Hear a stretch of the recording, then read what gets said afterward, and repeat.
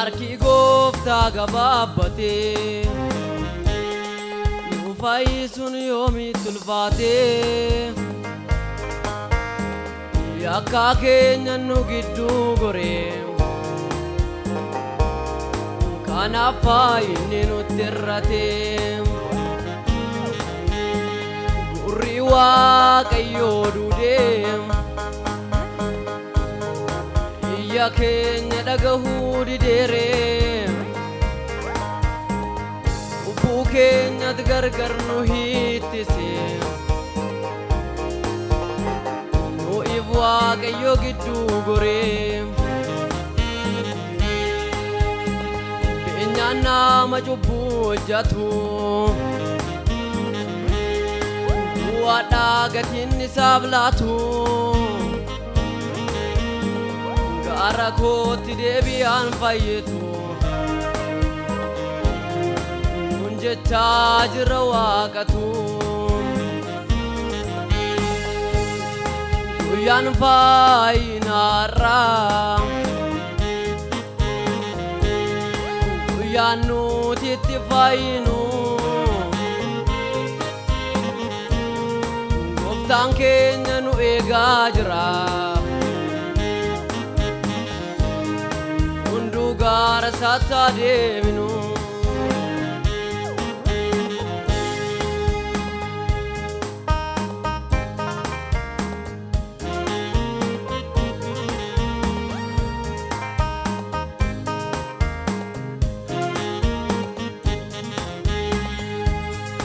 hundumtuu karaarraa jallatee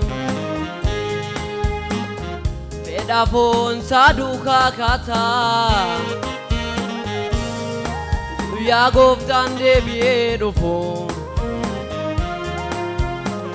gaatiinsaa maalinni laata baay'eetu gooftaasaa dhiisee yaadasaa duukaa bu'eera hori'oo maal taana laata Baatiin gooftaa dhiyaateera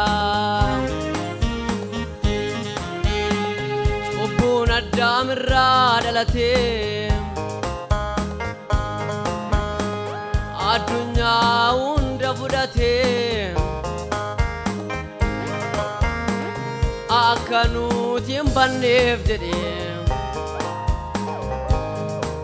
Yesuus dhiiga isaa facaasee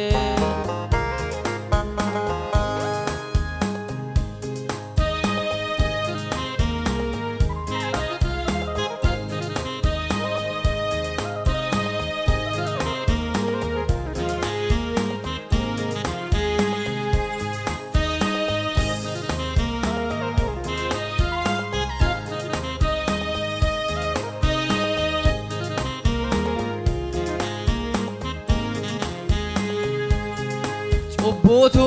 nurra baay'atee humna keenyaan ol ta'ee si'oo mana galgalaa dhaaluudhaaf eenyu qophaa'ee akkuma booyyeen dhiqatee deebi'ee toof dureessu akkanaa taane hundumtuu eenyu kan garaa gooftaa cibsu akkuma ijoolleen Eelii iddoo aarsaa xureessanii Maaloo adeebinu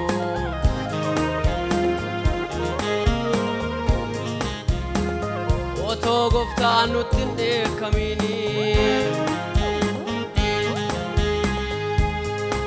otumaa ilaallu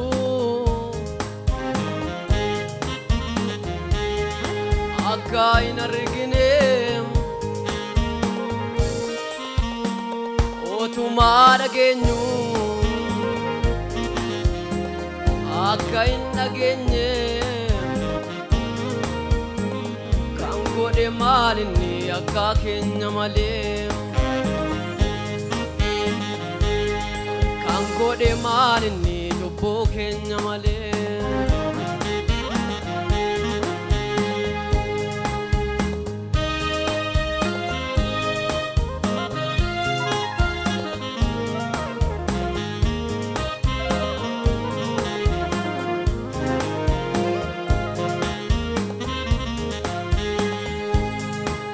Yando konufa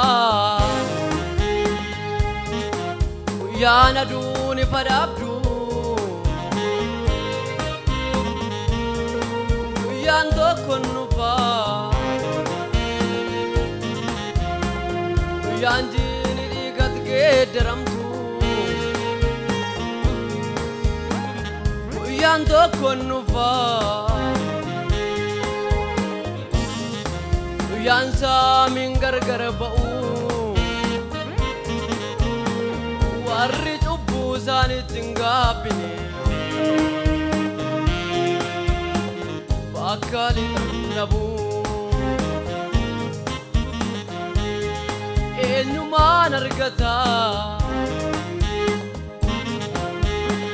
Gooftaan otoo dhufe Uumamni hundinuu Te kokofe Walda tokko keessa Nam tokko argataare Hunduu gooftaa dhiise Ina duukaariire